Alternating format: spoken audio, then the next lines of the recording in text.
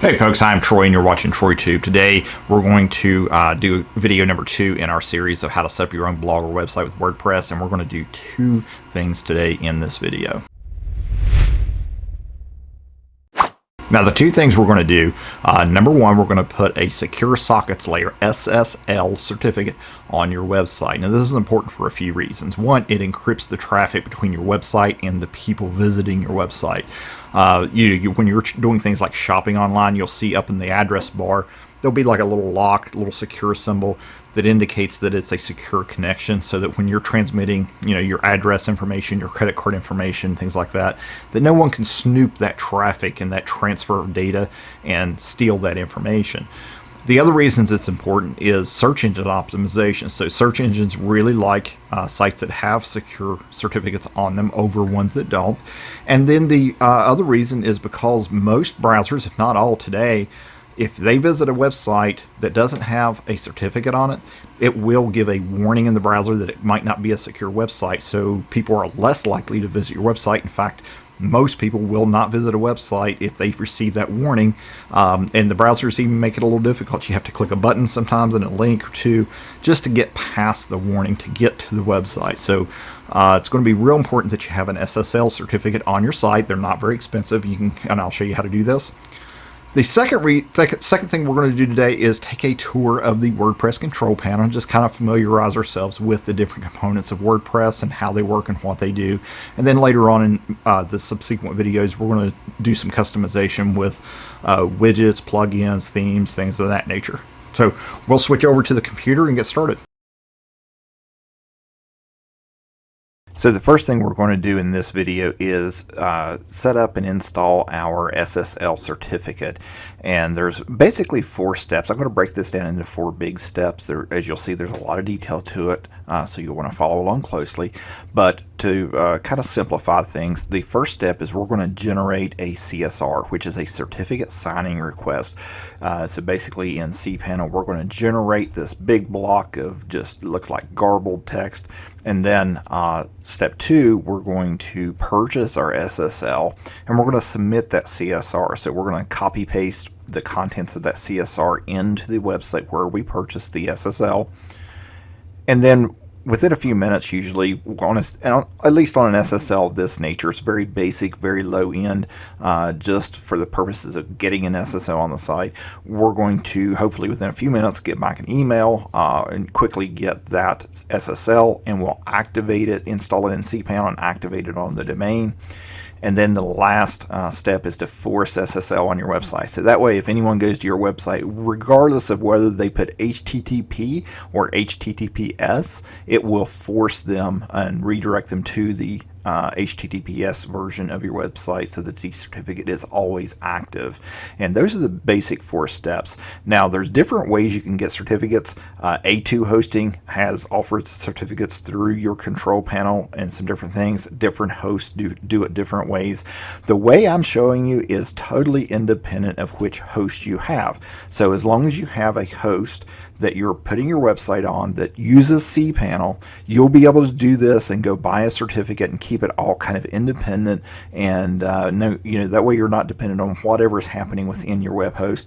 But if you choose to use those mechanisms with your web host, then there's nothing wrong with that. I'm just showing you how to do it independently. And as a technical person, I prefer to do things separately this way, so I know I'm not tied down to any certain feature or anything.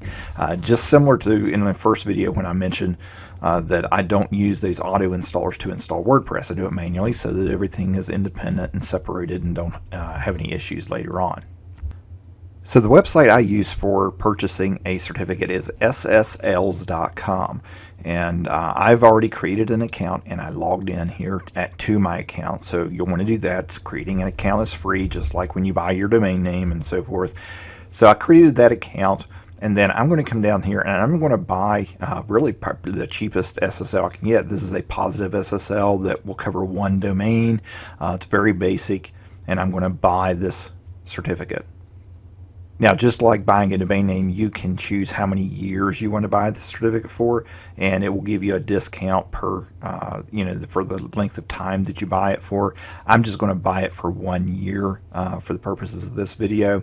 So I'm going to go through the checkout process and pay for it with my credit card, and then I'll pick up on the following screen and show you what the next steps are after that.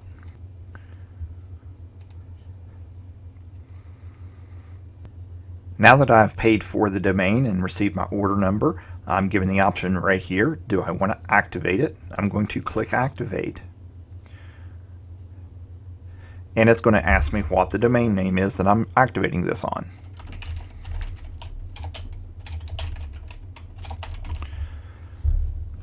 So I'll type in my domain name and click the button. And it's asking me, do I want to create the CSR or do I have a CSR? I'm going to click that I have a CSR, and then we're going to paste it down here. But first we have to generate the CSR. So you can ignore all of this, and I'm going to go over to my cPanel. And in the search function, I'm going to type SSL, and we want to click this button that says SSL/TLS. And we want to go to the CSR, the Certificate Signing Request section, and click that link. And again, here we're going to type our domain name. After I type my domain name, I'm going to enter in my city, my state, my country code, the name of my company. You do have to put something in here, even if you don't have a company. Company division is optional. I put IT or sales or something like that. You enter your email address. You do not have to put a passphrase. I usually don't bother with this, or a description. And then I click Generate. And it will generate a couple of things. Now, for safety's sake, I usually copy the CSR, which is the certificate request here. Again, I like to use Notepad, so I'll save that in there. And I'll hit enter a few times.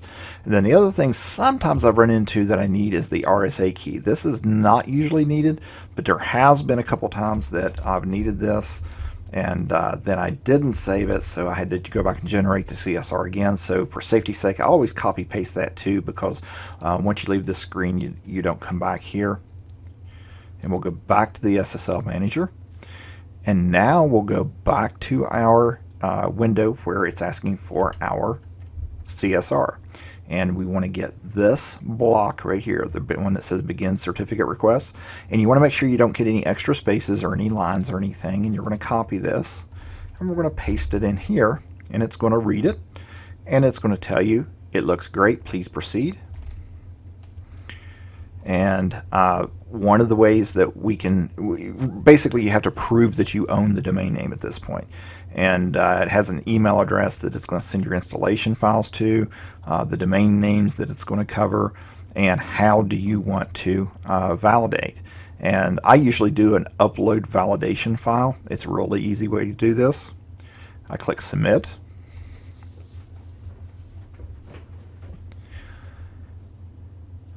And this will show you the status and details around your SSL certificate. And up here at the top, it tells you where to put this file. So what's going to happen is we're going to click this button and download that text file. And then we're going to go back over to our control panel and go back to our file manager. That's the area we were in when we installed our website. And if we go to public HTML, it tells you on this page where to put it at. So it tells me under the .well-known PKI validation folder. So if I go back to that file manager and look under my main website folder, I'll see this .well-known. Now you remember from that first video, this was a hidden folder that after I changed the settings up here on the top right, that I could see these hidden folders. And under that is a PKI validation file.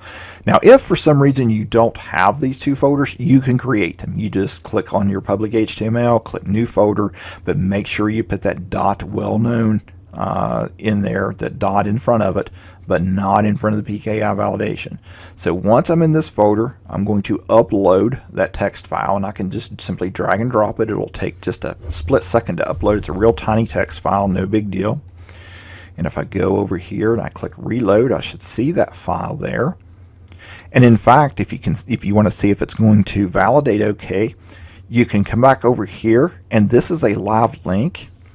And if you click that, you should see this information. Now this will be different for everyone. It's generated, but if it doesn't give you any errors, then this file is in the proper place and it will validate and work just fine. So if we refresh this screen, it'll tell us that it is pending, and then we can check the status if we want. But usually within a few minutes, it's just going to validate and it's going to send you an email, and we have to wait until that comes and it's finished validation, and then we can install our actual certificate on the website. So the next screens you see in a moment is going to be the validation step as soon as I receive this. So when I come back, I'll let you know how long it took to get this validation, but it's normally just a minute or two. Okay, so now I have received the email with my certificate attached. It took probably just about 2 minutes, so it's not long at all in most cases when you're doing a basic certificate validation. And it includes my certificate. It also includes a copy of the certificate I can download as a zip file if I want. But what I'm really after is this block of text right here. So it's a lot like the CSR, and you want to copy it from the first hyphen down to the last hyphen, no extra spaces or lines.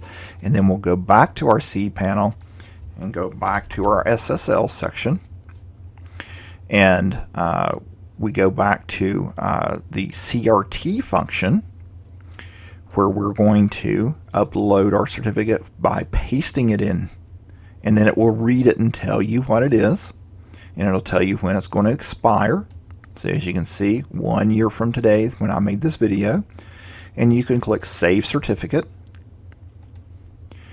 and the certificate has been saved. And your cPanel normally has its own self-signed certificate in here as well, but up here you can see this is the one I purchased. It was it expires 1 year from today, and the domains that it covers, and I'm going to click on Install. And it's going to fill out all of these things for you. Now, remember earlier where I told you I like to save that RSA key. Sometimes I've run into cases where this was not here, and that's why I like to save that RSA key. But in this case, it auto-filled for me. And then I'm going to click Install Certificate. And it's going to tell me where it's going to install it. And I click OK. And now, if I refresh my website, you'll see that it says not secure. But if I go edit the location and I put HTTPS in here, it will now show that it's a secure website.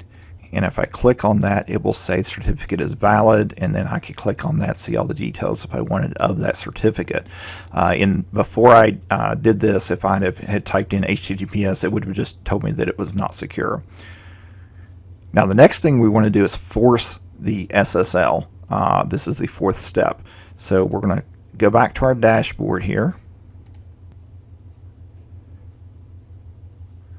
Then we're going to go down to Settings and General.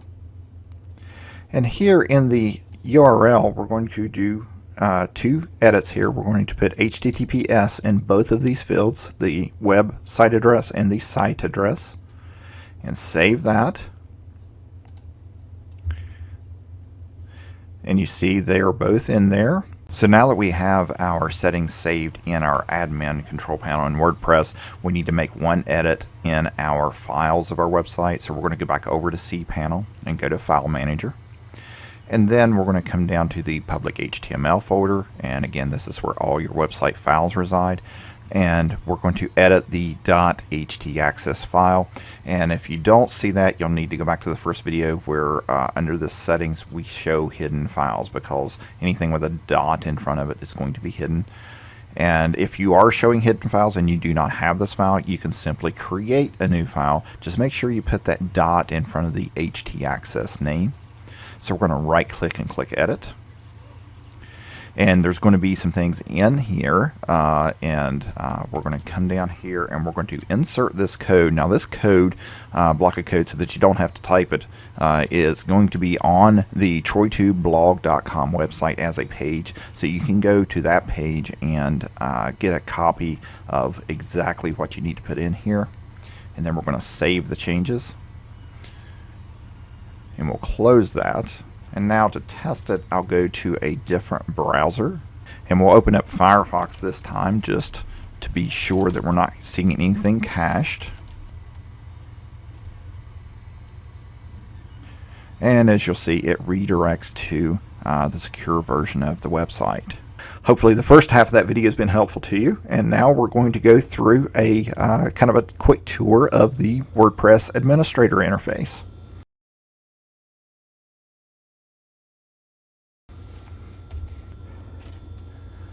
Now, if you remember, to get to your admin, you will go to your website and then /admin and log into your website. And usually it will put some messages up at the top, just depending on what's going on at the time. Sometimes there's update notifications. Sometimes plugins may show you notices or maybe an ad or something up here, because many of the things are free and that's how they make money. So we're going to dismiss this. And over here on the left, you have a toolbar down the left. You also have a toolbar across the top. And some of this toolbar across the top will change depending on where you're at within WordPress. So you'll want to keep an eye on that, because it does make things a little faster and easier sometimes to do various things if you could go straight to this top toolbar to do various tasks. And of course, there is the home section, which is the very top level, of course. And then you have updates, and this will show you where there are any pending updates. So if WordPress has an update or your plugins or themes, they will be usually shown right here in this section, and you can have the option to update them from this point forward. And you want to be careful sometimes with updates. WordPress is a lot more stable than it used to be with updates, but there are still problems sometimes, and it's usually something with a plugin or a theme that's incompatible with something you're doing, and it can cause your website to crash. So sometimes it's better to have a test website with an exact copy of yours for development purposes, but most basic things work pretty good, and usually the plugins and things will tell you if it's compatible with your version of WordPress that you have. Now, posts are blog posts, so these are more like articles and things that you would write. The default content on the front page of the website that says "Hello World" is this post, and so these are kind of like articles, like I said, where you would post and add new information, and they will automatically be on a list dated, ordered by the date they were published, and you know, it's kind of like your daily blog or news articles or whatever you're wanting to post out there. And we'll get into a little bit later on how, when we get down here into the settings of how it knows where to put these pages as well. And so when you're in the post section, of course, you can have new posts, you can have categories, and you can tag your posts to make them easy to search, and also for better search engine optimization as well. Your media section is where you upload pictures and video and things like that that are used on your website. And then your pages, of course, are your actual web pages. So your home page, your privacy policy, your contact form, things like that. All of those things that are just static, or you know, they can be somewhat dynamic, but if these are generally the pages of your website, whereas your posts are more dynamic content that you're adding to all the time. And it works in a similar way, so you can add new pages and you know, edit them and everything, very much like a Microsoft Word editor or something like that. And we'll get into that into a later video. And then there are comments. A comment is where a visitor can leave a comment on your page. You may or may not want this. They can be a target for spammers, and there's ways where we can combat that, and I'll show you how to do that in a later video as well. And so when you publish an article, you may allow users and visitors to comment on that article and start threads and discussions about the various you know, things that you may be talking about in that article or something. And that's why it can be a target for spammers, but again, we'll show you how to combat some of that. Your appearance section is where you control how your website looks, and by default this one has the 2021 theme installed. It's real basic, kind of this mint green look, and then there's a couple others that are installed by default, and you can add new themes. Now the idea around a theme is that it's kind of like the skin around your website. So if you have your content, Ideally, if everything worked perfectly, you could just change your skin and it would change the entire look of your whole website and your content will just carry over. But due to other limitations, things that you may want to appear differently, like different photos you use for sections and things of that nature, it may not look exactly right. So when you change a theme after you've built a website, sometimes you can have some work to do to get it to look consistent with your content the way you want it to look. And then, of course, the customize is where you can make changes to your theme. So if you wanted to change colors, background images, do some custom CSS, which is cascading style sheets. We'll get into that into a later video. So this is all about how your website looks. So if I click on site identity, you'll see that my site appears over here.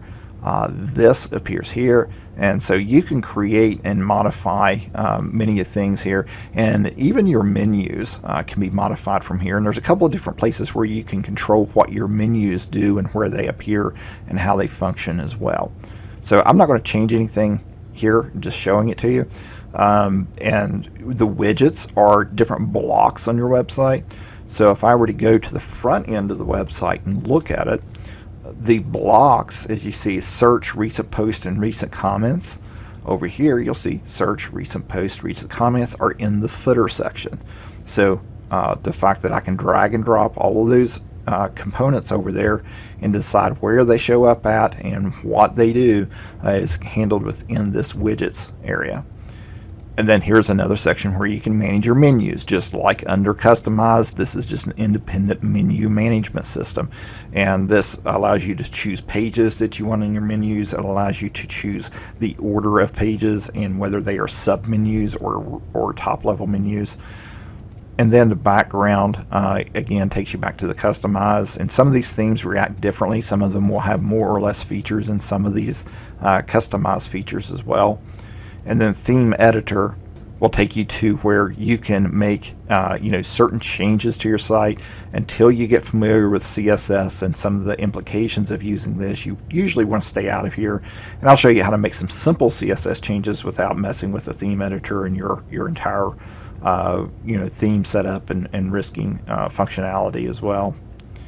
Now, plugins is a really important part of WordPress, and this is where you can download and install plugins that do different things. By default, one of the most used plugins is this anti-spam plugin, and we can go get a free key that will battle some of those comments that come in through spam, like I was mentioning earlier. Many plugins are available for WordPress, and they do many functions. For example, contact forms, databases, CRMs, many different things can be done through plugins, and you'll definitely be deep diving into some of the plugin areas and things that can be done that way. Your user section, this is where you manage the users that log into your website, whether they are administrators or a public user is called a subscriber, or you can have different people with different levels in between for editing and content editing and things like that. So this is where you would manage those users. And if I click profile, this is where I choose various things about my profile, such as my name, whether or not I want to use a profile picture, whether or not I want to use gravatars for profile pictures, and these different settings and what I want my admin theme to look like. And then under tools, we have the ability to do things like import and export data, or to erase personal data for a profile and so forth. So we can do some things under there. Most of the time you don't do too much under the tools section, but under settings there are some important things here. And we were here earlier and we set this HTTPS setting. Now this is also where we can change the tagline. You saw that up in the appearance and customize section a moment ago. And if we want, we can set it up so that anyone can register and be a subscriber. And so that would open it up so that anyone could register a username and password and set themselves up as a subscriber to comment on your articles or pages. And so there's different reasons you may or may not want to do that, and we will definitely get into that a lot later on. And then there's the time zone, and I am in the UTC -4. I'm currently in Eastern time. And then you can choose how you want to display your date format and your time format, and you can choose, if you'd like, which day of the week starts for you. And I'll change this to Sunday. And this these settings are your core settings. Once you set these, usually you don't change them too much. Now, under your writing section, you can choose some various things like your default post category. So if you set up categories for your posts, which is recommended if you're doing blogging, then you can default all of your posts to be in a certain category by default. And then this is a feature that I've not really used, but you could if you wanted, and that is if you were, let's say if you were traveling a lot and you wanted to be able to make a post by an email. So, for example, if you set up a secret mailbox, basically, that no one knows what it is, and you wanted to post an article on your blog, you could send an email to that address, and it will check that email, and if you send an email to it, it will take that email, kind of parse it, and then post the content of that email as a blog post in whatever default category you would like for it to be. And then reading. Now this is where earlier I mentioned on the pages how it determines what your blog post is. And here we can choose that our homepage by default is set to show our latest blog posts. So all of my dynamic content that I'm going to post on my blog by default, like I said, would be your homepage. If you want a certain static homepage and your blog post to be a different page, you can choose this. And you could choose which page is going to be your home page and which page is going to be your blog page separately. Now, I haven't set up any pages yet, but we are going to do this later on. So I'm going to set it back up to latest posts. You can choose how many blog posts and such that appear on your feed. And then you can choose whether or not it's the full text or just a summary, it can show just a snippet of the text in your blog feed, and then they would click on a link to see the rest of it. And if you remember when we did the installation, this box was an option where it discourages search engines from indexing your site, and usually you want to leave that unchecked so that search engines can find your website. Discussion is when people comment on your posts or articles, and this has a lot of different settings in how you handle those comments. Media is your default settings. For example, a thumbnail size, what they call a thumbnail size, would be 150 pixels by 150 pixels. If you choose medium, it would be 300 by 300. So usually I just kind of leave all these alone unless I have a reason to change them and edit them. And then permalinks is how they are going to appear as URLs. So if you make a post, if you make it on a certain date with a certain title, you can choose how you want it to appear. And a lot of times it's simplest to just use the post name. So I'll oftentimes do this. And then privacy setting is so that you can designate a certain page to be your privacy policy page. Similar to the way we set our home page or our blog page, you choose which page you're going to use for that to display your privacy policy. So that kind of concludes the basic overview of the WordPress control panel, the administration control panel, I should say, within WordPress. And in later videos, we're going to get into each one of these areas and how we use them and why we would want to use them in certain ways. And one of the first things we'll probably do is install several plugins and configure them. I'll show you the ones that I use and explain to you why I use these plugins and why I set them up the way I do. And so again, in this video, we did two primary things. We installed and set up an SSL certificate, and we took a tour of the WordPress control panel. So this kind of concludes the tour of the WordPress administration control panel. So hopefully this has been helpful to you. If you have any questions or comments, post them down below the description of the video.